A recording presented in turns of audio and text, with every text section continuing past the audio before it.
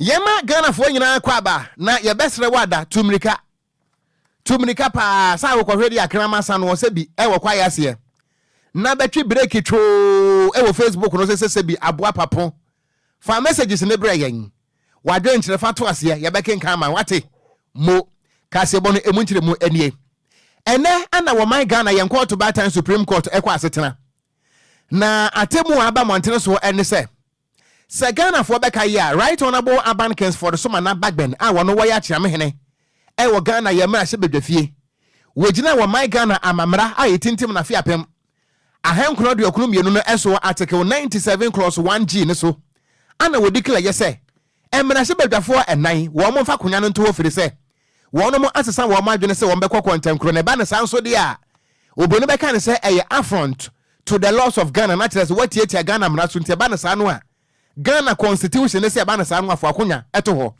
na efitibra right honorable abankins for the summer na bagben wo si se agina ye no awurade akwese awiafufuo ache wadrom nti ehia nkwanhia ne bi ene se emra se badwane a wote abanwa so de ma afutu Mia me wafase Alexander Kwame na Afenyo Markins. And wotintim ex party application edeko to Supreme Court to say. Ejinasie no a Speaker of Parliament yesie no. Wadwene ho a wonti ase na so wati ase so anu wanwene ho nti. Supreme Court emono ntontwene baabi. Na ene ana Supreme Court share say wo modi atemu no ebeba. Na ene wabra Supreme Court tena so no. Atemu afo mako enson 7-member panel ana tena so. Ewi akire emu mienu ekire se ejinasie no a Speaker of Parliament se ye no ne kwan so ano no nanso emunum ekire se da bi Speaker of Parliament ne ejinasie ene na ne tumi na ode fa sa kwan so no se bi ebru enam Jamaica ngurem emfa kwam enu ntine ye mo Supreme Court ana se ye mo Speaker of Parliament na nsem no ntontwene ba bi na no ananam so a ne court de atudwa kirem se wabo eye Speaker of Parliament ato atwene ba bi kura na kire se we declare Speaker of Parliament say na ginasie no ye obonu be kan say unconstitutional na mom legal terms de ye kan ultra vile na kire say enimrem na eno na temu ba montene eso no aban lawyer pani Godfrey de Boada me wafa as chief offense attorney general wono so ne nsem trofo di nkoma kire say obesere say emra se bedwafo no say Supreme Court ekasa eyemra enu nti atemu no aba no wobi amfa adwuma he no obi ankwanko de se bemira nto asem bia e wo mrase bedafie ho emu nsem ne enti menya bia ko yesa enti bi Kwadwo praising hallelujah enti menya bia ko yesa ba ko ye kura de enti menya bia ko yesa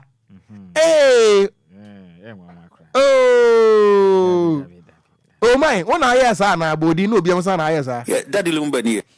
Okay. Kwadwo one aya so asi onipa de. Sa no manam. Na nsu anwene nam. Attorney General Kasamienko. Well, I think the court has spoken in very clear and emphatic terms. The only thing anybody has to do is to respect the constitution. That's the mark of a civilized democratic order. It leaves no room for any argument whatsoever. And the majority decision, very big majority, clear majority, 5-2. It's not as if it was a narrow majority, 3-4 or 4-3, that anyone can say, well, there's some room for kind of review or anything at all. But the point I'm making is that whenever the court speaks, it's as a clear and emphatic order. Even if it's a very narrow majority, that's the decision of the court, and that decision must be respected. And I'm saying that it results in a degeneration of our society and a destruction of our democratic order for anybody at all to refuse to comply with orders of the Supreme Court. And I think that's non-negotiable and something that we must all respect. I've heard some statements by certain political actors to the effect that the case ought to be done and that there ought to be negotiation and all that. I'm quite surprised. Enti ebusuanfo ni ayeti yi eye Attorney General Godfrey de Boada me ana wo kirim sa temu no a Supreme Court de aba no obi ani so na se Supreme Court ne kasa eyemranti hwe da obi amfa kwati kwan ankwanko so na eno achi ana Nhyiraba Kwadwo Sammy wono ankasa ne papa a wo yemra se bedwani ewo adanse asokwa Kwabena Tahiru Hammond Katie Hammond no so eje be ne semtrofo kasa no ne de da bia wo ne semtrofo kontinye hwe Eye Katie Hammond echirem se atemu no aba no emu de papa se nkokofo nchechera enu nti eye Speaker of Parliament ba bia obi ane tie niye Katie Hammond ebo nsa wase ani moni mo ya ne bo hwisirim na ka kire NDC mmrasebedwafo ne se fiti na ekure majority side when our more why are you saying that the Speaker of Parliament has acted with dictatorial tendencies? I mean, the Speaker of Parliament is supposed to be the custodian of the Constitution. Constitution. This man decides that he will not respect the Constitution. Not only that, he would not respect the apex court of the land. It's outlandish. I haven't seen anything in my life. And I heard this argument. He respects the supremacy of the Constitution, but he doesn't respect the supremacy of the Supreme Court. What does it mean? So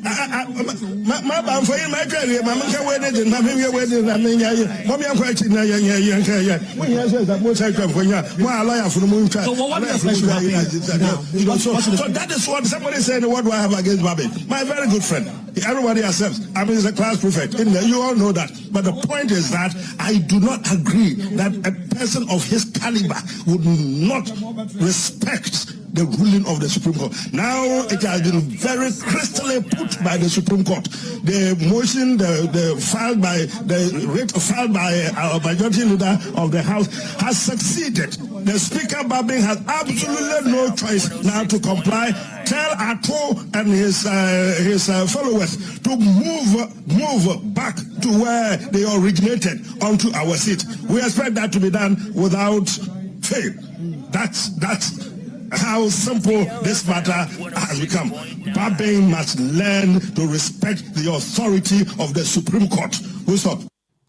Enti ebusuafo ni ayeti yi Honorable Katie Hammond a wono wa yemra sebedwani wa danse asokwa ana wo kirem sese anu atemu na ba no wo mpese obehunu se NDC mrahye bedwafo no akwakotena wo modabre nte sade ya kowa ni kowa Kwadwo di obewo ne bewuo emu nsam eno no ye to akasebo no so ane ye bo ede awuramu ewa so no hwe o mangana abato so meche electoral commission no wono makase kirem sese ye kese no enipa biara ono okwakotu frank asa okopre omampani akwanwa no wato adi efrisemra electoral commission bo moden eto nsade fra Ghana manyokori nyase mo mehie man ne yankwankwa ya ballot no ababia obeyi no babibia obeta na hwa na abeta wani mu kirem se ne ewum so matwa omoden a disqualify frep apia kubi ado abon mrane se woman father se ono kokwa kotu franka e de ma Ghana Freedom Party e omra ya mamya kwadonko wiye nti kokwa kwahye nananso yisi kirem se ne nkrata asem na nimu nti wayi ne de afra ku kansie nim ene wo kirem se we nsa kire bia ma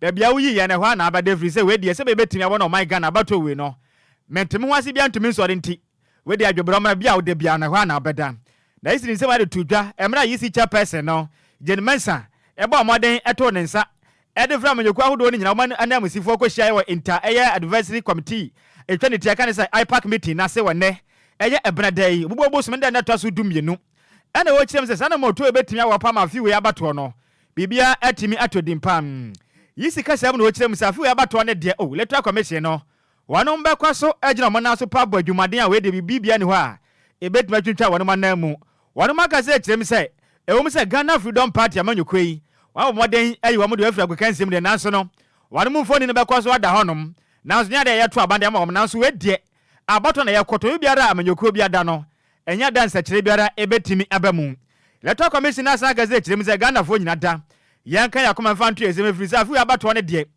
ehun hihye nyina da no electoral commission guso mu badwumaden sei enka semredu na Ghana fo nkosinanim efe wokro motiri power no kwankwato abade na bibia atodin electoral commission na san kaza kirem sei Philip apia kubidie na komo hwe anu musa kaja onkolu presia ma me donko onya ne ba bi koye nanka asem we mu ya pa na se Ghana fo nyina da ehwe anu mu yesenka Roman father okwakotu frank ade ma Ghana Freedom Party danso ne Jemensa baka kira Ghana fo nyina sei Ghana fro we de mu chawaran toto sramada Roman father ba nanso amfa ni senti onko ne ba bi ntradin o kirem se we entimi fasa kire bi ama entimu a mo preso NDC basesa MVP basesa CV basesa no mu kirem se bibia ne ho abeya adwumanti adwobrau entimi emram wono max agaze kirem se yekese no eye presidential no ballot na mo guso a mo pente no bibia tetin aka akra bi na mo awiempo ni senti Ghana fo nyanya krado sei se de tebiala no afu abato no de bibia be koso mo Ghana abato no awienkunibdim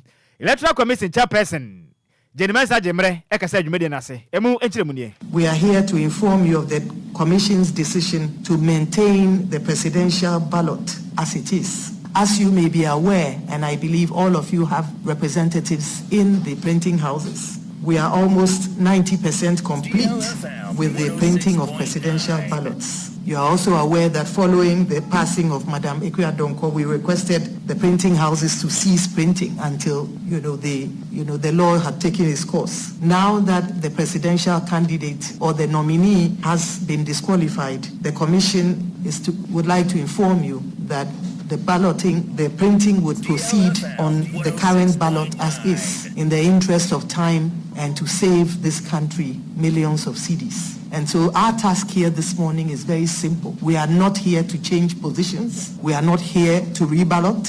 We are simply here to inform you that the commission intends to notify our printing houses to proceed with the presidential ballot as is. It will proceed with the ballot that bears the name and the image of the name of the Ghana Freedom Party, their symbol and the image of Madam Ekwe-Adonkor. And we believe that a lot of discussions and advertisements will go out to prevent the citizenry from voting for her.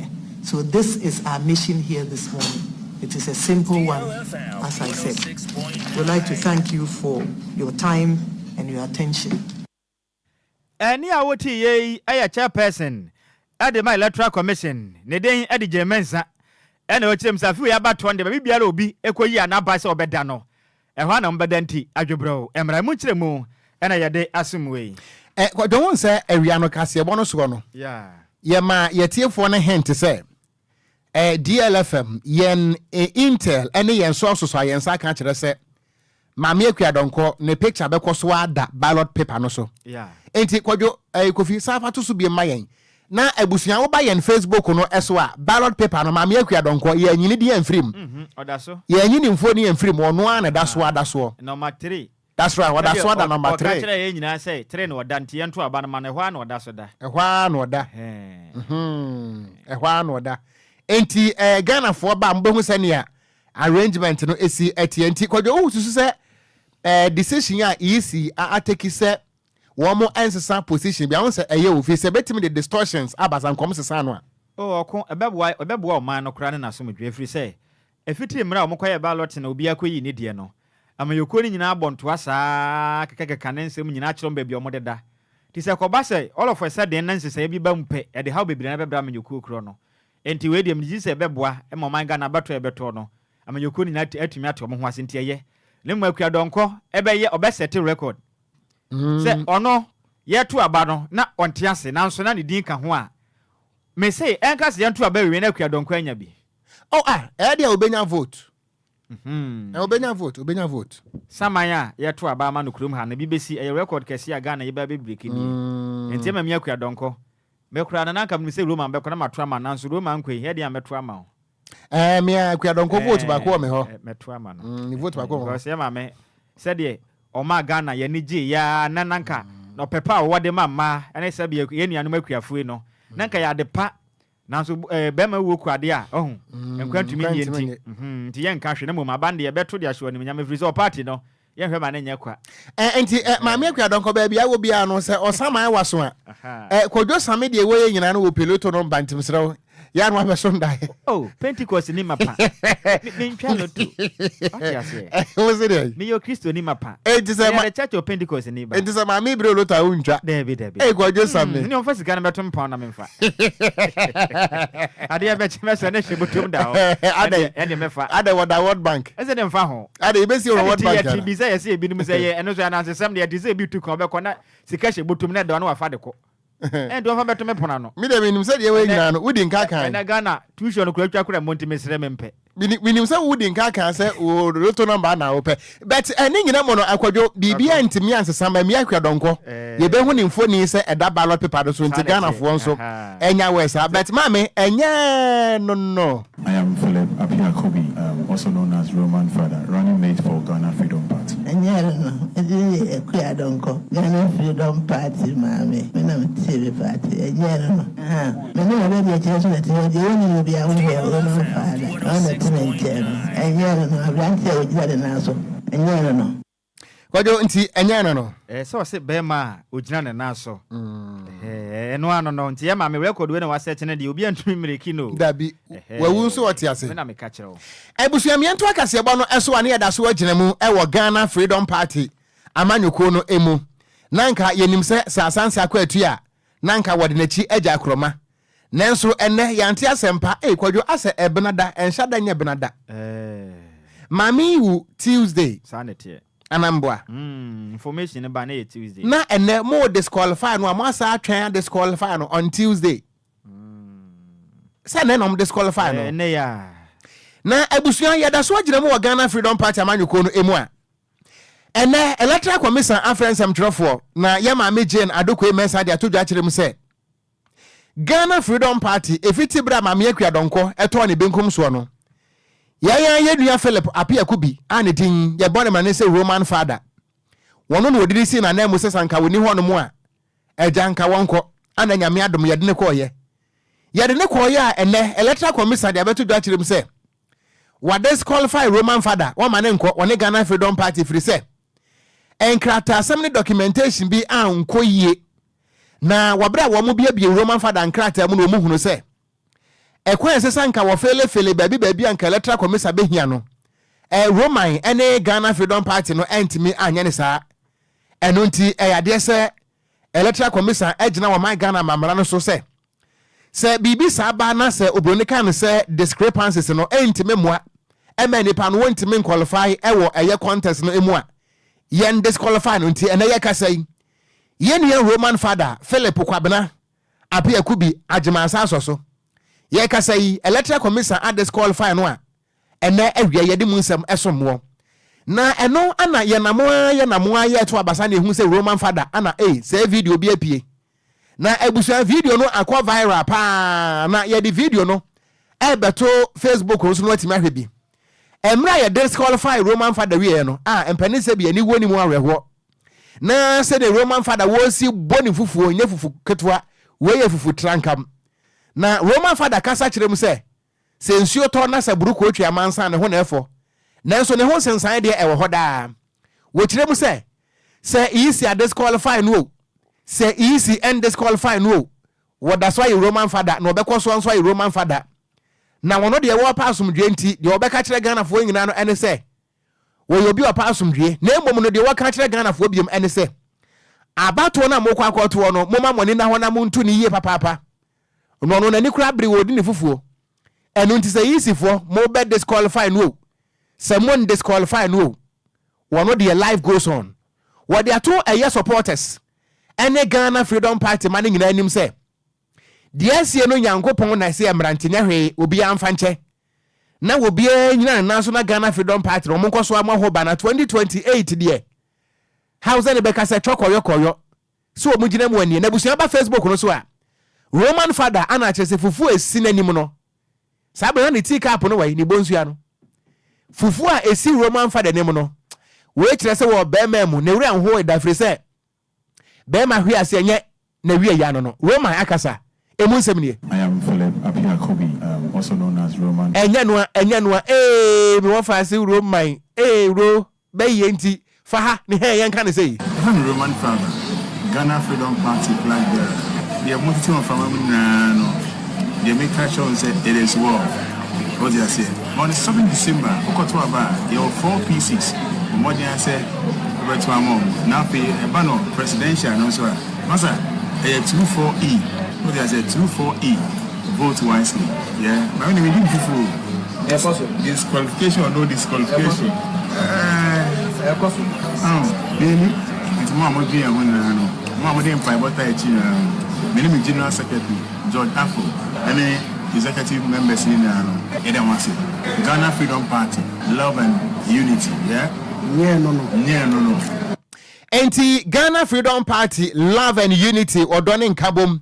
Enti abusuya wo ba yen Facebook no so a se electoral commission disqualify Roman father Kranwa what da so a the flag bearer Emma Ghana Freedom Party into 2028 no Roman father besa 20 biam nanso wo kire se aduane de ede Yesu kra na kan ye Kwadwo Yesu ka kire suafo no se aduane de ede enu nti se wo ba yen Facebook no so a Send your Roma, Ebesia queen for na quatroma no. Me am crash me. What's the use you can say Adrian? Adrian de. Quotation. Edia bay, Edia bay. We be good anymore say. Edia bay. Yay! What do I do? Kwadwo. Okon. Unse Roma ohun. Vemo a wadi twa fufuo kwa amani aje. Unse oya santini nti fufuo no wantwa okwe sheria. Ro nti Roma say yenti ase say. Yisi for no anyere nkrata na ntumi se onkotu franka. Emfama Ghana Freedom Party. Na ne nyina chi no odi ne fufuo. Oh yes. Enti Ghana fo nyina na chitafo ne koma mfanto omuyam. Na omo wo PCC no mo kotu franka akopre ma sheba jakwa ndwan de eye 9. Enti Ghana fo nto abanfama wo mo. Obobo ayo ho. Wase omo wo 4 PCC bi na. Okay. Ede ma mensa na Kwadwo. Ade ba ko ehia pa ne se. Ye nkyerechire sa asem we mu ye. Yeah. Emfantifo twa fufuo.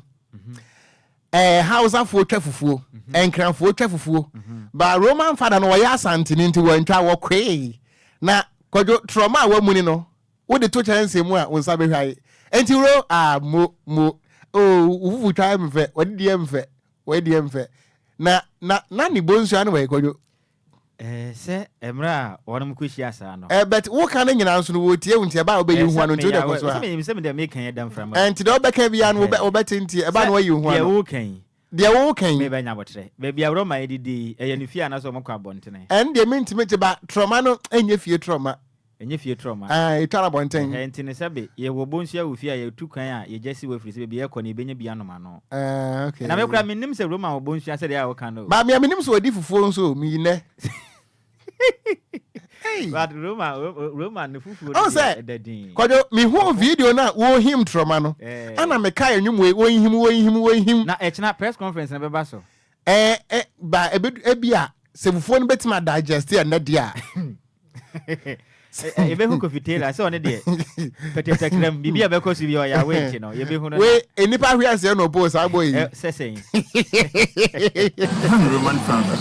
Ghana Freedom Party flag bearer. The multitude from no. The make catch on say it is war. What do you say? On the 7th December, Okogyeabour, you 4 P6. More than say over to our mom. Now pay a banner presidential no so.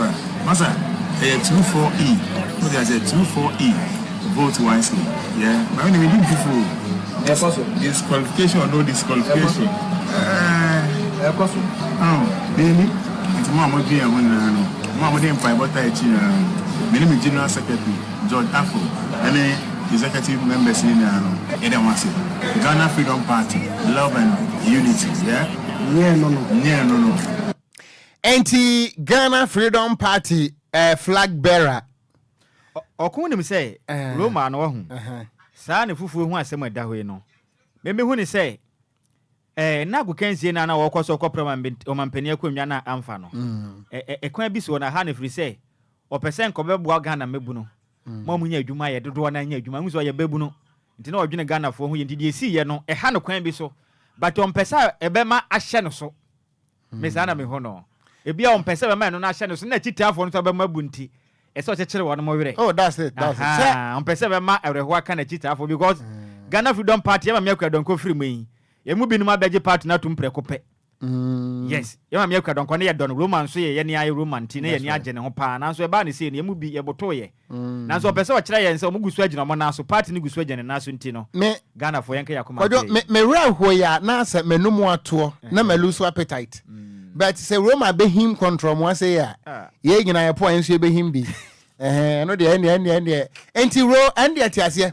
Na Kwadwo Roman ne bonsuya no enye bonsuya keke eye bonsuya no akwese molovia chance de bia hwe abati ade kure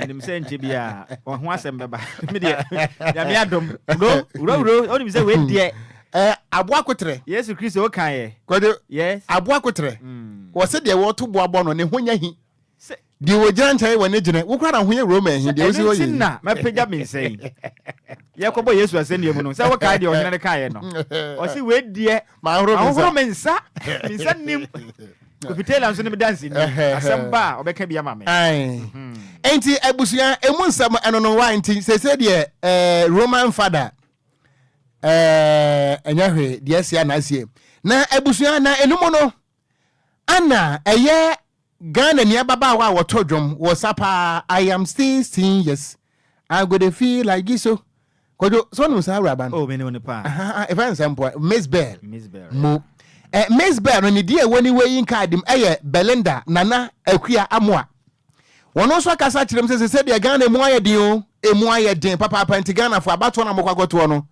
momma moni na hona monto aba ne pensa kira ye free say wo man emu ayedin pa Miss Bell waiting me I'm coming out in your numbers from the starting point to the ending point crowd ni chinemu sa area ni chinemu na sumudu mu energy no we are fed up we are tired we need change is coming we trust kasofo munye lazy sana atima sibi kase munye lazy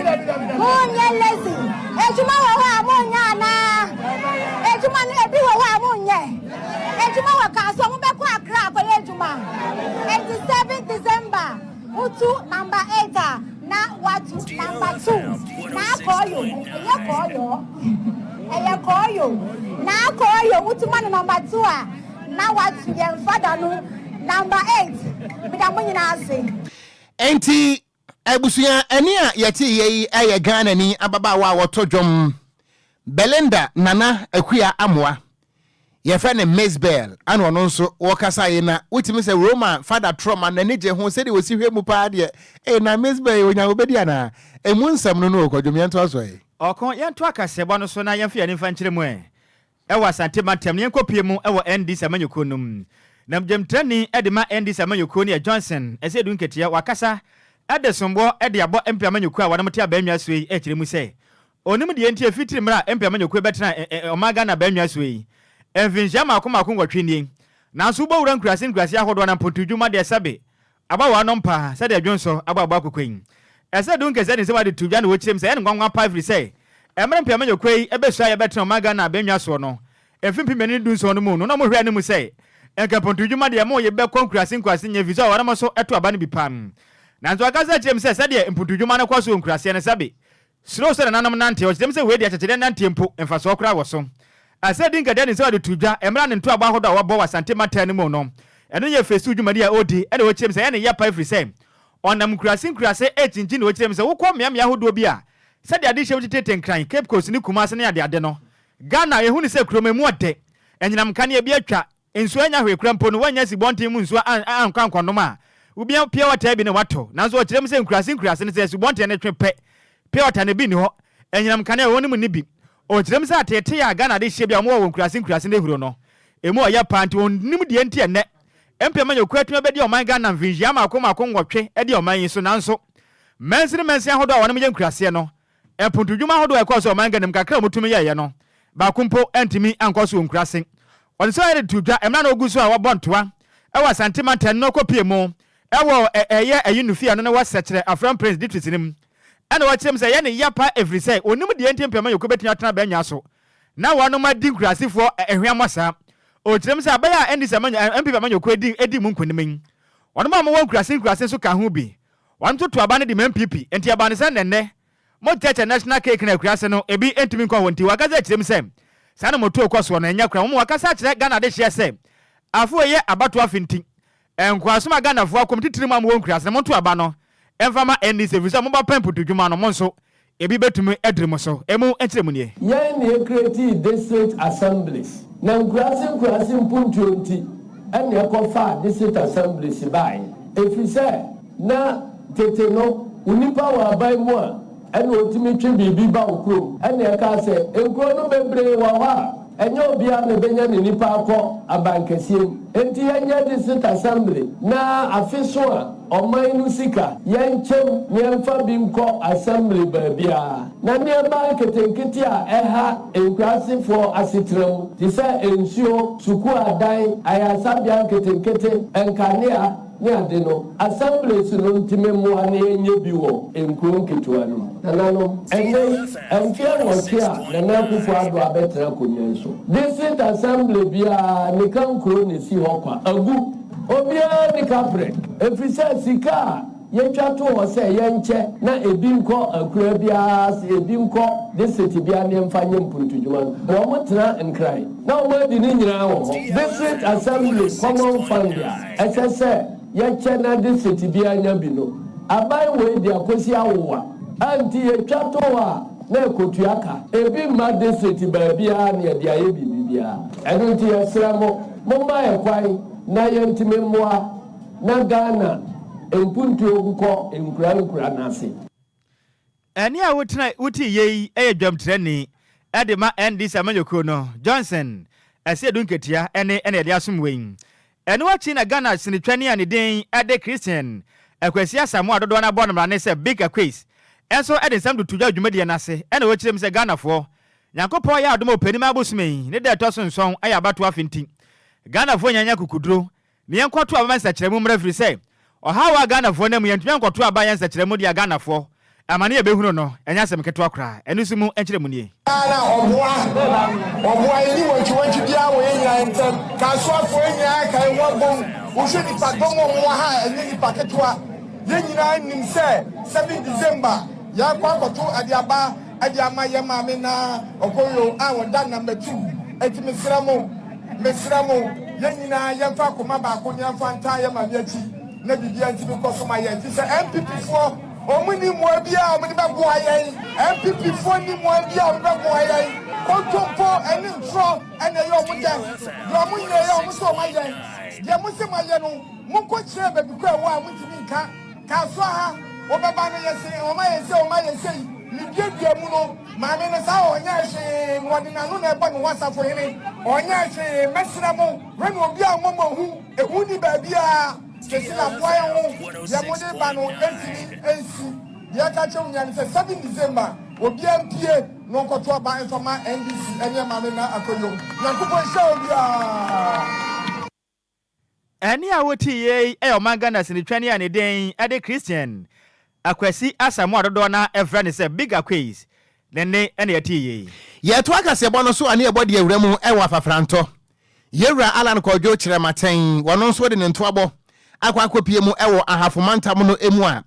esonafo south kropon no emu na hinkro ene sankore eho ana okogina ye na wone eye afafranto kuo na chitafo di nkomo ana wo kyeremu ese Nyankopon ya dom na se Ghana fo de tumi ne ma no na se yewura Alan Kwadwo Kyerematen no wo baba ye mampani 2024 year wo besesa Ghana mamranum se ne be ya nananom hemfonso ebetimi anya tumi ewa mamuo mu na asem kaye bia ba wo muso atimi akabie wotirem ese sa wo hwe 1992 constitution no a chechire nananom ahemfo nsa guo mochi nanso o mai nananom ananka wo mudi mu ntintima apa firi sa amanyosem de ebadaben nanso wotirem se ne amanyosem no se bi adane nananom nyanya mfrowa wo mudi kan kwa yebretuom nanso wo anya dukuro dia wono Alan Kwadwo Kyerematen no Nyankopon ya dom na se wonyakonya be mampani a wo kan de ache nananom a ewo Ghana nyina se amamra no na ade wo mu hwamo eni nti obesesem se na be ya nananom hemfo nso ebetimi anya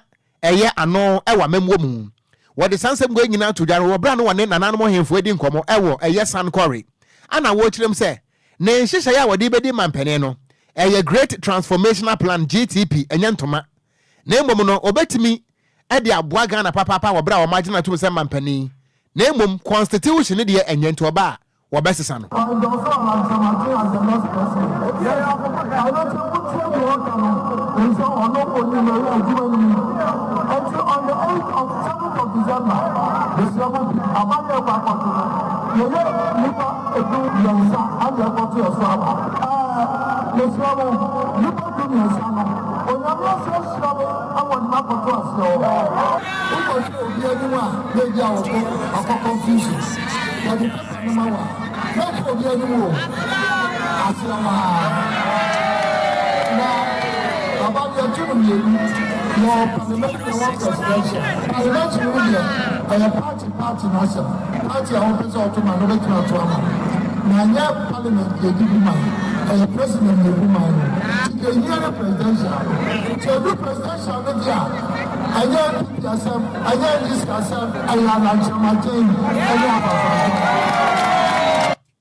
Enti abusuani ayeti ye eye Alan Kwadwo Kyerematen wono ana movement for change afafrantokuo no wodi animu a wode sansemu atodwa ewo eye san quarry ewo sunafo south mense no mu ewo ahafomantam no emu na nu achi no ana movement for change afafrantokuo no echitafo no bi nso jebre ene sem trofo di nkomo 2021 the office no esama me ticket se me nko but ene if Accra aba abeye aduma na obetu mi wa na ekire se me ma nkrofo no mo akodie enwo se adumade a ana na eyi ansa na oba for movement for change no e fata se e de bua no ono nti na me yede me endosi no ene isi mo kenya ye aduma mi se o gele sebi emma ni maya ni mpengo ye ni aduma ye no we did say we na yamba support Emma Align because me say ma to about my say SS science MPPO NDCO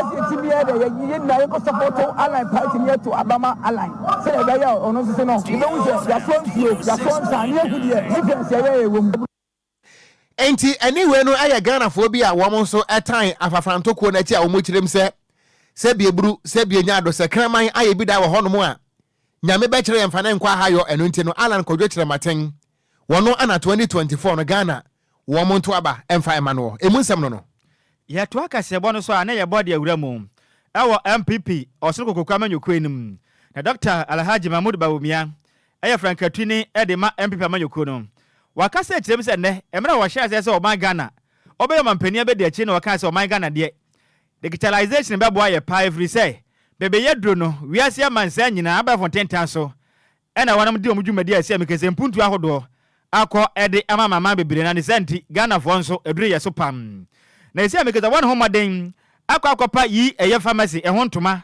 e wazane edwo so na wochirem se we betimi yamboa pa ma Ghana we ka kanin me pedro mamade na menante enko okanshi drugstore na me koto edro o chirem se we mpode yankopon ya adoma we abai o Ghana ni tenafie na for smartphone any iPhone na kita ene sa item na kita bomade na kwa abefon tentan no so na wakwa search ya abehu se yi pharmacy ni bi ho no wakwa won mpanifu akasa wo abefon tentan no so o mepe wei awe ni bi wote ho na made abra wei fifire bia ndim wuntua lalefa bibia dam se krajen na Ghana na ho atimi ato Dr. Alhaji Mahmoud Bawumia padwumade wonto ma na wotirem se Ghana fo be yadu sese ne wahu sa o my Ghana mputudwuma hodo aye pese yensaka no abefon tentan yetimi nyi events jevise ne emofra inada ekitekita iPhone yibi obi ekita smartphone ade ba ko betumi abo ne se sa smartphone no abafo kwan fa so dinkita ho no nso sesi na wo pedro ata ehu nya se oba nante akwa tenten bia akwa se usika kwa eba ne sa emo Okra Dr. Alhaji Mahmoud Bawumia ne kasem no sa kirem se sa dwumade we no Ghana mansini nyine bekom ba bia wo bia no nso na msa abafo tenten so nti wo pedro a wo mre Evans o man Ghana ya borders ahodo ni nyinada utwa pumpo ekwa akiri kura star na aduro no upe bia betimi anya bi ne watom o chim se bonse ne ya twa aduro dia ma obi o kokoto aduro we obechina china aduro wo pe bia wonya na oba betina fi na ne yade eku no o chim se we dia dabi aduro bia wo pe no wo bo mane na kwa ba fontentan no so ayi pharmacy no bo pe ehemu a aduro betimi ya ba na mprefo bia wo bia no no de aduro na eden na wanam e dia brawo wasaka ze chim se we betimi abo a memebura hodo a wanom enya dwuma yenso we yakwanya kese evizabe fontentan so de we obi abo homade na nimu kakra we yakwanya kese betumi abo na wonso watimanya dwuma pam wasaka ze chim se o my Ghana momade internet evizafu ya bato afi de oba no homade digitalization na timanya dwuma nti se mu nim na moto aba we na moto tia ne pe Ghana e bebra pa every say hihye pod ya gwa kwan mu no onu kutu na betumi abo digitalization no etumi kwa kan ti Ghana fo mo na mansa samsa no every say onu kutu na betumi abo my Ghana chechire no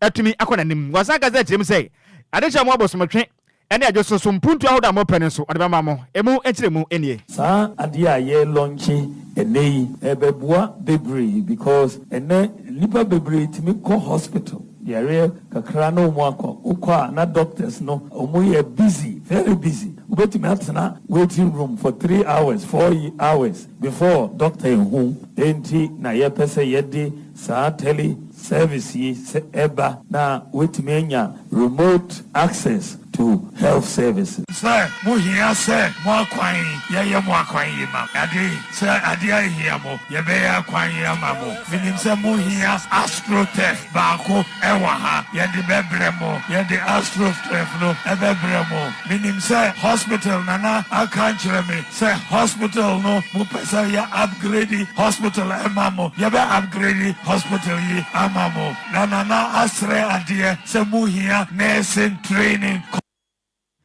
Any I would tea ye man penny bed the chair because on the Africa tune Adema MPP or Sunuku Kamanyukuno. Dr. Alhaji Mamudu Bawumia and which seems a Ghana for you famous in Babo Mafin so I crowd what the Japan some of the best sitting at the Mammas Mudie Etimi Abba, a Munchemo and a day assume. Na ye kai wo se anwumre no nsia ekase bo ana yesim konya e wo DLFM 106.9 eswa anwumre nsamo no yedi pu anwasa kwada ne nufuo no na da womna se jai te onkro to ase gumma wona akro no na Bat Smith ana say good evening wofa ene ne wofa say news no e loud and clear pa e wo Watford e wo United Kingdom yeda say Vida Akatara was it NPP hey a lawless party cry never again and on also diaba Richard Ahwe DJ Ghanaman and was Okogyeabour good evening when they Kwadwo Sammy was he a doom light pa e wo betri aha so sa dum so there some catch Ghana for say aba to obi antoto niam ye dum so namba say ECG so mo nkan ye beka Kwadwo oko say wo mo ankan senka ne ya hade ne call yeah wo madum no sa tie ye ka say use generator sanete ye use plant and was see in fact the dumso in Bechley is becoming unbecoming. This is DJ Ghanaman Bechley and was see station where BM papa DLFM annex yada say na Samuel Kofi Asante and was see Kwadwo Sammy praising hallelujah was see ka say one more the son of manam na oso me adwodas yenso das papa ana master planner junior kentampo agwemi hu na che and was say MPP is the best political party to move Ghana forward and no so dia ben na piaga was say Supreme Court has spoken it is possible and no so dia ben ebusua ye dan ye ho abasesi a ye ba ye de sofa ana eto aso sofa no asemo ye de tudwa ama Ghana fo mo adwenkyere efese tumi no mo nsam na wo ene se ene Supreme Court de atemwo na ba ekirem se emrase bedwafo nan no ye declare wo nkonya vacant no wo mo nsanko parliament biem no mo nkonko ye wo madwuma wo bia ntimi no mu hui e okrom ha emu nsam no atemwo na ba wo gye ne sen DL News.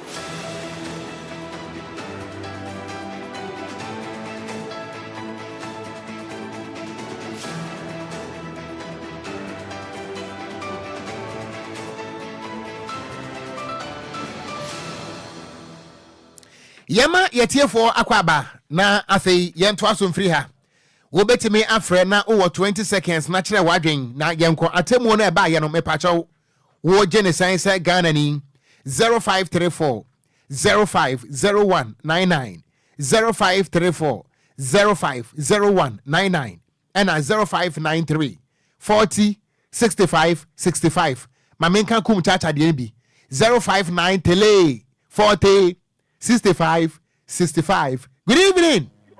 Wafa. Amansia Premier.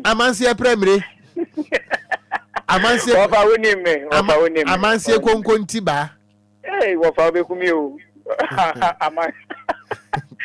Amansia trebe. Amansia trebe. Ai, Amansia Premier. Wafa mpa winime. Ai. No, wafa. Yeda Supreme Court asi. Na wafa ni amesire bisane se.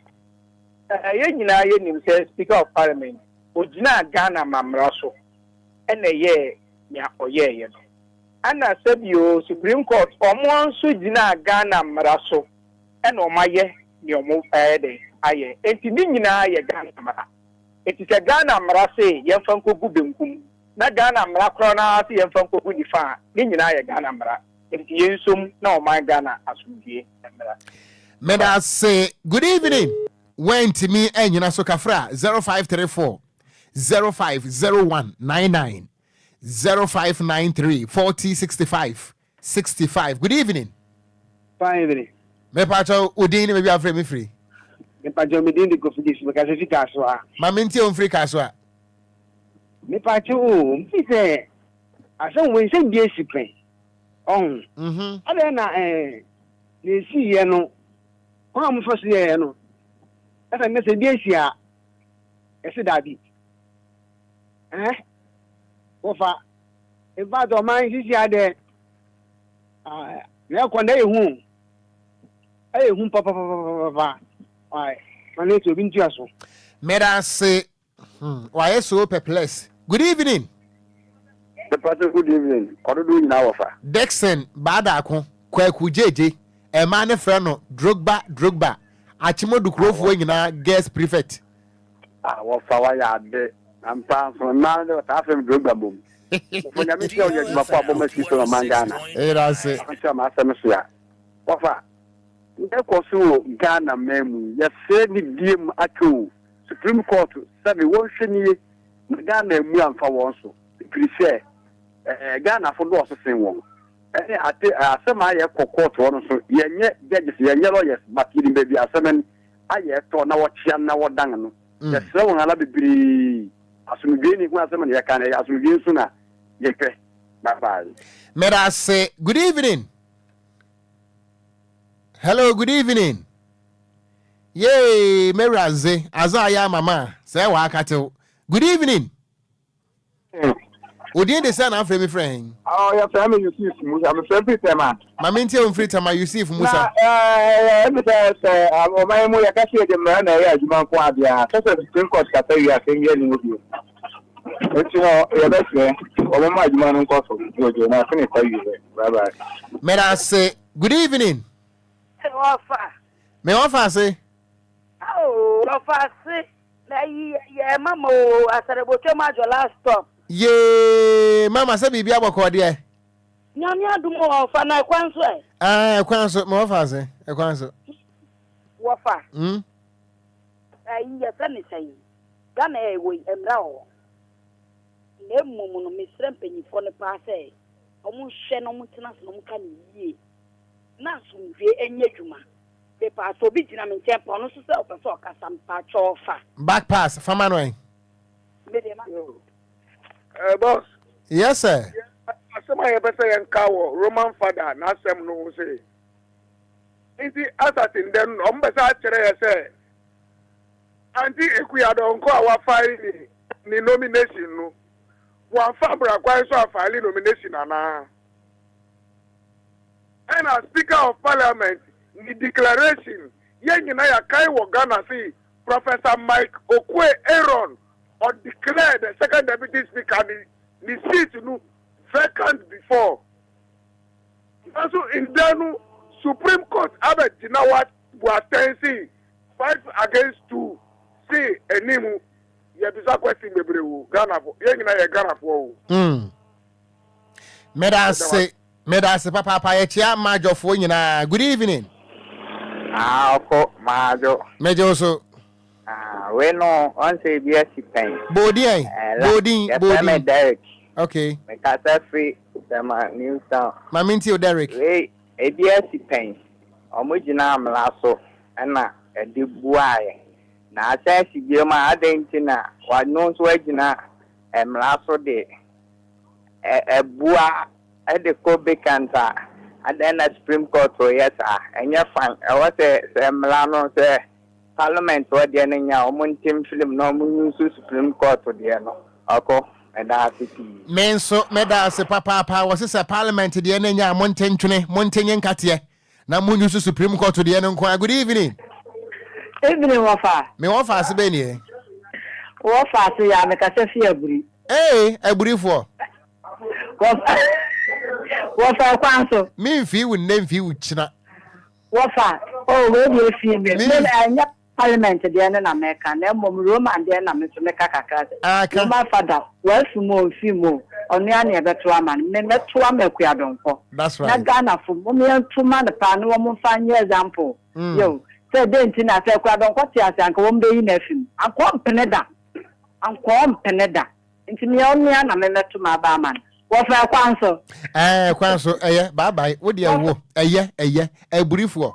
Beye. Good evening. Beye, dear, me offer asifui. Good evening, me offer asibeni. But I didn't say me, Kasafi, basically, DJ Ghana man, oh, I see. Say Ghana man, what's your idea? I said, "Oh, power, be kuha." Hey, what by fool? What by fool say? Well, you will be a TV station. More, yeah, that's it. I mean, your corner, I can say, and then, say Supreme Court, someone can someone give you Munyansem. Someone himself, who for the appointee, woman, someone ya dear Fivana. That's you, and he that say, this is for our power. No someone call for SS, someone crossing ako independent. Sometimes the opportunity ma MPP for some come some common majority. And can also Kobasana say so make come on say and not say obiara to our parliament near Upo because it's our parliamentar. Obe to make us all cross carpet. Ako a running by employing for no constitution. No one says a banesa a nippon or obe to make us a tenetembia or co independent or that's so our parliament or decided so no yet. Party no or didn't buy any who aduma. Enti na yempani for no munyansem almost say what kwadia na yempamo. As they say Supreme Court so only say biara betima ka say me ko independent na me ko NDC na me ko MPP so that's who MPP demo so no also ko NDC. In so parliament won kwa de no MPP demo. Confusion omo dia ba na omo hwe ni ye o. Omo hwe ni ye na Ghana man no na so omo say no.